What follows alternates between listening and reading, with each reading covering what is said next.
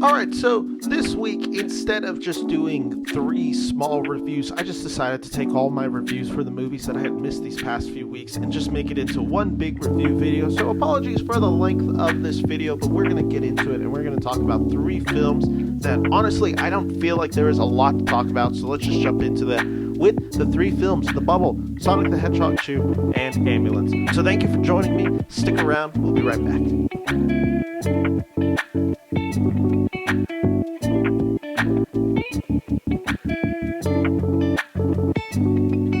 Alright, so 3 films, and let's just start with the one that came out the longest ago, and that was The Bubble, directed by Judd Apatow. It was a Netflix release film starring the likes of Karen Gillian, Kegan Michael Key, David Duchovny, Pedro Pascal, Rob Delaney, Kate McKinnon, just an all-star cast all around of people I know I'm already missing. I know Leslie Mann's also in that film, and there is, with that cast and with that director, you think there are going to be laughs to be had. The premise of this film is that it is a bunch of actors getting together during COVID to shoot a film in quarantine in the bubble, as they call it. The bubble, similar to that of the NBA bubble, or similar, I guess, if you do know how Hollywood was shooting films, to how Hollywood was shooting films in COVID times. This film is supposed to be a self-referential comedy about Hollywood, the eccentricities, the hypocrisy of all of it. It's supposed to be a commentary on studio box office films. It's supposed to be a commentary on studio films, studio filmmaking, indie filmmakers, actors, the hypocrisy of that, TikTok culture. And if it sounds like I'm saying that a lot, it's supposed to be this. It's because this film has all of these ideas in it and is trying to balance all of those out. The issue is it cannot figure out how to balance that out in this film. The film's biggest issue is it has too many fish that it wants to fry, and not enough of them are then being cooked. There's not enough space for all these ideas to essentially marinate. And that is all based on this script. The premise is funny enough, and you have funny actors being funny in the film. We know the Judd Apatow tropes now.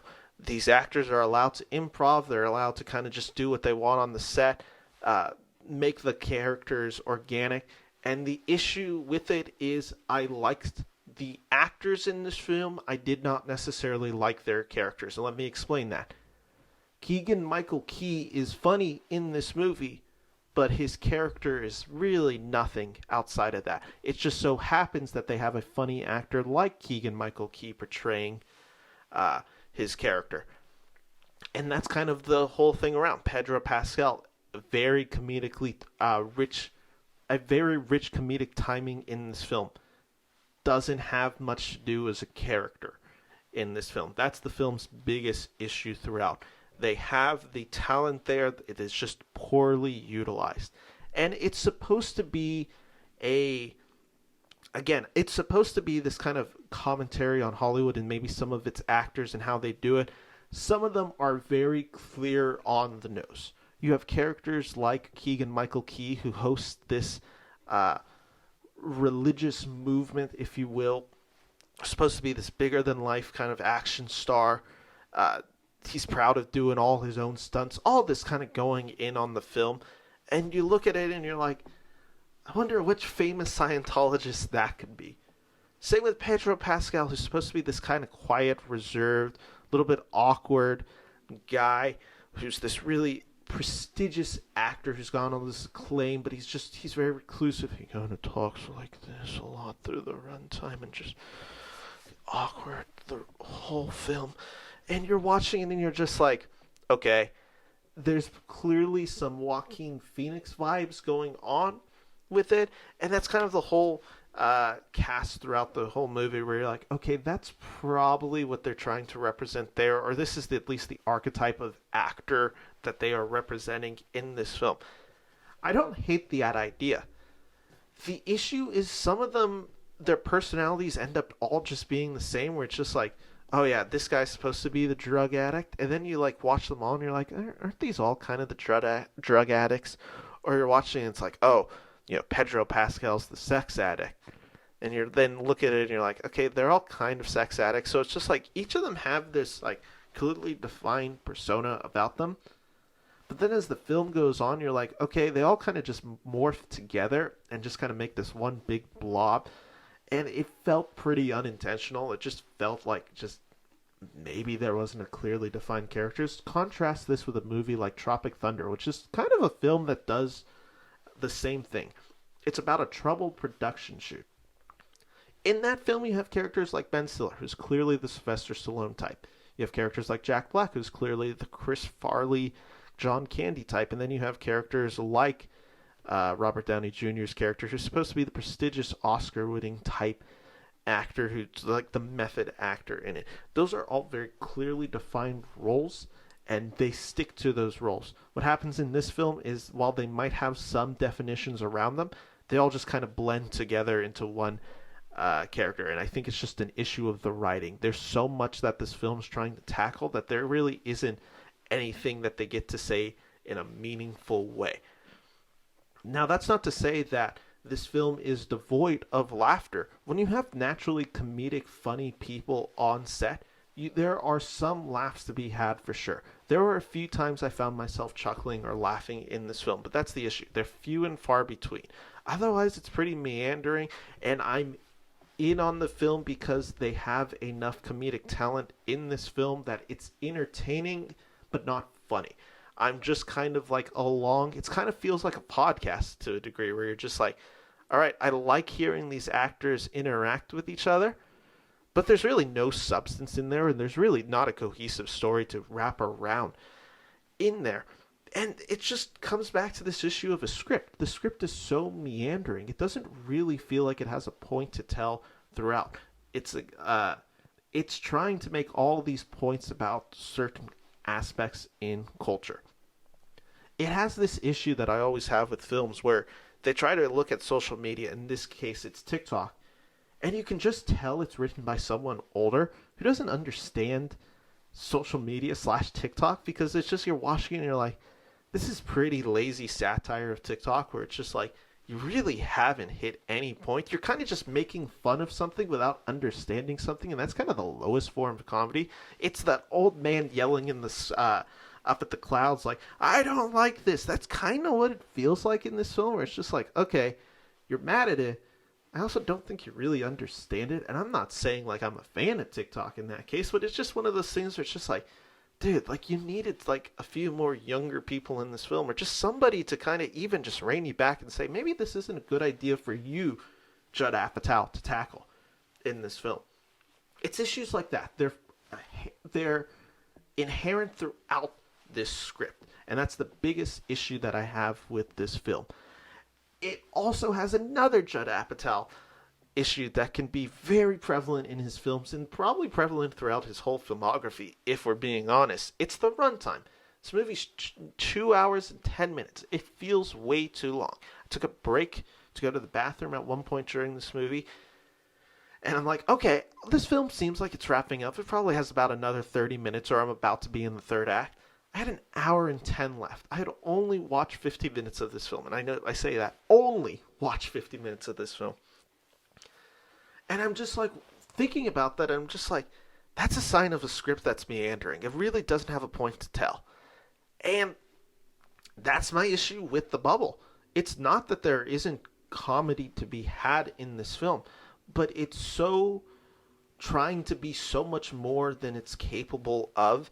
And ultimately, it's just not a good script, and it's not a good story. And yeah, some of the comedic performances are really funny. I think this showcases again. I think Kegan Michael Key is extremely funny in this movie. I think Karen Gillian does a great job in this movie. Her character is definitely the most developed, which is good when she's the main character. She has the heart, and she has a few scenes of empathy where you can sympathize with this character. But ultimately, besides that, there's just nothing that I could do with this movie. I found The Bubble meandering and irrelevant in the case that I was just like, it tried to be a satire, but the issue is when you fail at satire, it feels like you're just putting in too much effort when you fail at satire. It's just like, oh, you're trying to make this point, but you really don't have anything to say. So that's my review of The Bubble. Unfortunately, it's a film that I was really hoping could be funny and just did not deliver on the laughs. On a 4-star scale, I'm giving this 1.5 out of 4 stars.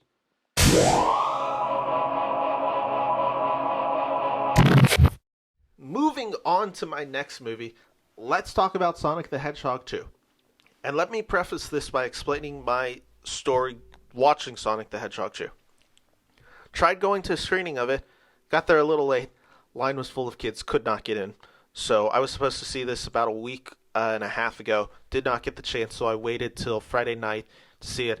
I have, anyone who knows me knows that I'm not necessarily the biggest fan of going to the movies with a crowded audience, especially one that I know is going to be crowded with kids, because you have enough parents in there that are not supervising their children, basically meaning the kids just get to run around in the theater, and it is a long, brutal experience for a movie. And I just didn't want to put up with that, so I decided I was going to go see it at the drive-in, the comfort of my own car, and could just kind of zone out on what was going on. It was a good idea. Got to the drive-in a little late. The line was backed up. I'm stuck in the line. I did end up finding the channel that Sonic the Hedgehog 2 was on, and I found the screen. So I was able to watch it when I was stuck in line for 40 minutes, so I didn't miss anything. But yeah, so that was my experience. And then when I get to my car, to my spot, I should say specifically, the only spot that was really available for the screening, I park, and the person in front of me, and not an issue. It's they are at a drive-in, and I drive a Prius, so I'm low to the ground already. They have their trunk open, so it's blocking like a portion of the screen because their kids are just sitting there watching it from that point. Again, not an issue. That was my mistake. I should have gone there earlier. I should have planned. I should have made sure I was in front. So not an issue with them. I'm not blaming them at all. But that was kind of my experience watching Sonic the Hedgehog 2. So that might take that into consideration when you're hearing my review. Again, when I said I don't have much to say about these films, it's because I don't. And here's my review of Sonic the Hedgehog 2. It is a significantly more entertaining film than its predecessor. Sonic the Hedgehog 2 is legitimately a really fun time to watch in theaters. I'm not going to call this film a masterpiece by any stretch of the imagination, but does capture a few things really well. Captures the energy of those video games, the characters, those beloved characters, ones that I don't particularly have any love for, but that people definitely have a love and admiration for. It captures the spirit, it captures the heart, it's able to put the focus on those characters like Sonic, like the new introductions of Tails and Knuckles. It's able to capture that and focus on that. Because my issue with the first film was it was too much of the human characters in there, where I'm just like, okay, I want more of Sonic and Dr. Robotnik played by Jim Carrey. Anything not in there is kind of just a waste of time for me. This one, it's like, okay, this is Sonic and Tails' story fighting Knuckles and Dr. Robotnik. The characters like James Marsden are there sparingly, and they use them in very broad comedic touches throughout the film, where it's just like, okay, they're not trying to really do anything special with this character. They're just trying to enhance the comedy at scenes. So in that case, it worked for me. There's a few just newcomers in this film, like I mentioned. I think the person who voiced Tails, who I believe voiced her, or voiced him or her, apologies, I don't remember, voiced them in the video games is back. They did a good job. I like the character of Tails. Cute introduction. Good character for the kids, I guess. Knuckles, voiced by Idris Elba, was very funny, very well done. It has the intensity of an Idris Elba performance. When you get Idris Elba, he commits even to a movie like this, and you're just like, gotta respect the guy for that.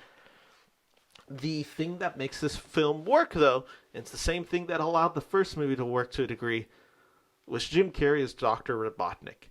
He is much more heavily used in this film, to great effect. It is them letting Jim Carrey be his most Jim Carreyest, and in that case, it totally worked, and he was really funny throughout with his battles with Sonic the Hedgehog. That character is so over-the-top cartoonish that it felt like a reminiscent of the 1990s Jim Carrey characters that we saw in like Ace Ventura or Dumb and Dumber. It just worked on a comedic level. And when you don't have an attachment to these characters, when you're laughing and laughing at the jokes that the film is telling, That's a good sign. That's a good sign that you've hit something special, and Jim Carrey really just delivers it in this film, and it leads to this film that I would call an entertaining kids movie. Not one that I feel like I have a need to rewatch, but watching it, I enjoyed it, and if they brought back Jim Carrey for a third film, I definitely see it because he's been the best parts of these movies, and in this one, he is again this clear standout along with Idris Elba. Ben Schwartz is really funny as Sonic.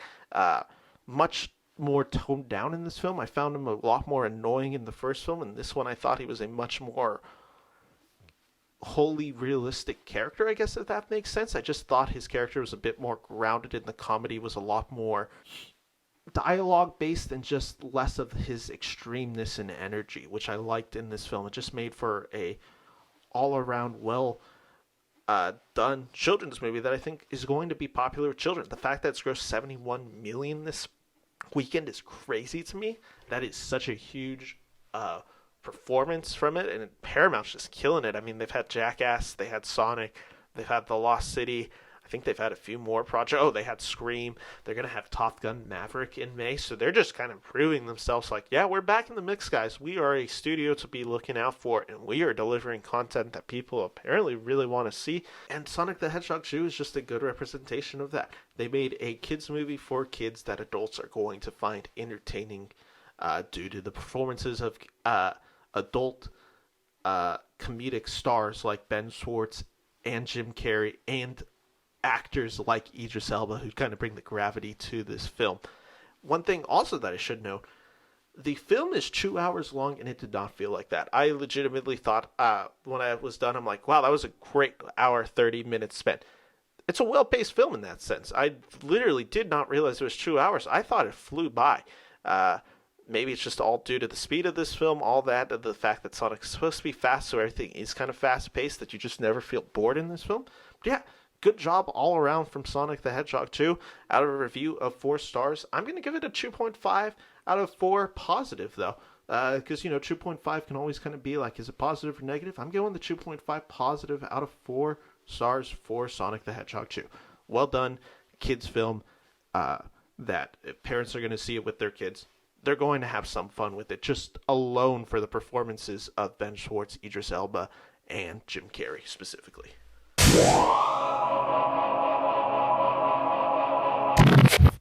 And that brings me to my third and final review, which is the film Ambulance, directed by the one and only action director Michael Bay.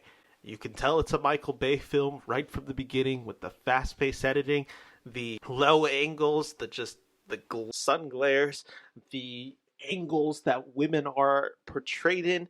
Maybe it's a focus on their body. You know the Michael Bay tropes at this point. I don't have to go into a criticism of how Michael Bay directs certain gratuitous shots and maybe some of the inherent sexism in them. I'm not going to touch that. What I am going to focus on is the film Ambulance, which stars Jake Gyllenhaal, Yahya Abdul-Mateen II, and Eiza González from Baby Driver, who I quite liked in this film. And this film stars Jake Gyllenhaal as Danny Sharp, who is one of the world's best bank robbers, who recruits his brother, his adopted brother, I should say, played by Yahya Abdul-Mateen, to join him in a bank heist. And that is really just the beginning of the first 5 minutes of the film. Will Sharp, which is Yahya's character, he's in a struggle because he needs to get experimental treatment done for his wife who has cancer, and the insurance won't cover it, so he just needs money. So in this kind of desperate ploy, he goes along with his brother Danny, and they go to rob a bank, and it all goes wrong because, of course, it has to go wrong. Let me just kind of address a few things. Like I said, this is a Michael Bay film, and it feels like it. They do not decide to waste any time on giving these characters a real backstory besides the fact that he needs money for experimental treatment. That's all you need to know about that character and why he's so desperate. And honestly, for this film, it worked. I didn't need a backstory for these characters. I just needed to get into the action.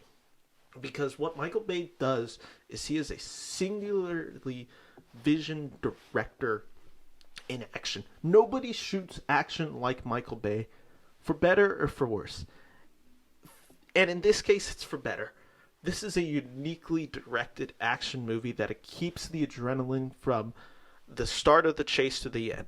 This is a 2-hour car chase movie that is relentless. It never slows down. It is always keeping that pace. There is never cuts to just like scenes that where action is not going. This is a 2-hour and 15-minute action movie that once you're hooked in, you're hooked in. And that's the thing. If you do not buy into the premise of this film and you think it's going to be overly redundant and you just don't care, I can't help you. I literally can't. You're not going to enjoy this film. If you're in there about 25 minutes when the ambulance chase is going in and you're like, this is boring and repetitive, you're not going to like the rest of the movie. It's probably time to get out of there and leave because you have 2 more hours of it. In this case, I liked it and I was on board for the action. I thought it was really tense, well done, and I think that's largely due to the performance of Jake Gyllenhaal. He's just giving it his all in this film. If I had to describe his character, it's a mix of Adam Sandler's performance in Uncut Gems mixed with like the Jake Gyllenhaal character we saw in Nightcrawler, mixed with this kind of unpredictability nature of maybe like Heath Ledger's Joker, where this guy's going to snap at any moment and you don't know when it is. He is supposed to be this very charismatic character that has this really dark side that will just snap out and come out. You never know when the beast of Jake Gyllenhaal is just going to come out, and when it comes out roaring, and it is scary and intense. And that's the thing with this film. He's so manic that you never know what's going to happen, and any scene that he's in, you're just like, this could go horribly wrong because he is who he is in this film. Jake Gyllenhaal carries the film on his back, screaming his head off from scene 1 to the very end. This is an intense performance from him, and he is doing everything he can to make this movie work and make this movie just good, along with Yahya Abdul-Mateen, who I think he brings that kind of same energy. He's a lot more reserved than Gyllenhaal, but you believe their chemistry. You believe that they were 2 brothers who grew up together and they have this love and bond, and they are going in it ride or die to the end. The person that most impressed me in this film was González as the EMT Cam Thompson, because again, the film premise is she has a shot officer in the ambulance when Jake Gyllenhaal and Yahya take the ambulance and basically use that as their getaway car. So as this cop is dying in the back seat and she's performing, basically keeping him alive, they're going on this crazy chase throughout LA. The plot is nonsensical. She does stuff in this movie that are so crazy extreme, like perform basically surgery on it, despite not being trained for surgery, in a moving car that's going about probably at least 100 miles per hour. Twists and turns, all of that. You can't believe it, but she commits to it, and that's what I like about this film. I was able to deal with my disbelief and just be on board for what was going on. And she just brings it. I think she brings kind of the heart of this movie. She's supposed to be this kind of hardened EMT person who just like, it's her job. She does what it needs to be done, and she's out. No attachment in this film. She's just caught along with this journey with these guys, and she holds her own against these 2 just beast of actors. Just intensity all around. She does a great job with it. Like I said, I think that character delivers on the heart, and it keeps these characters feeling a little bit more grounded, and specifically her relationship with Abdul-Mateen II is actually pretty heartwarming throughout. I was kind of shocked that Michael Bay did it, and I think it was really just the fact that Michael Bay was like, let's keep my dialogue and storytelling at bay, pun and fun, and let's just let these actors kind of do their thing and have a natural chemistry. Because listen, there are some Michael Bay dialogue in this movie that is atrocious, like just shockingly bad, and luckily it's kept to a minimum. And Jake Gyllenhaal in particular, he's delivering the heck out of it, and it's bravo to him for being able to make some of these lines go well. sometimes you see action movies where they're supposed to be kind of a reminiscent of like a 1980s or 1990s, or maybe it's a send-off on Die Hard, Commando, whatever it may be. This film is similar, except it is a complete love letter to Michael Bay's own filmography. There are direct references to films like The Rock, like the one line in there, "Winners go home and F the prom queen." That is a direct line in this movie where then the character says, "Oh yeah, that's Sean Connery from The Rock." And then there's another one where it's like, "Oh yeah, we're bad boys for life." And it's just like, wow, so there's no subtlety in this. We are going just straight for the Bay love fest in this movie.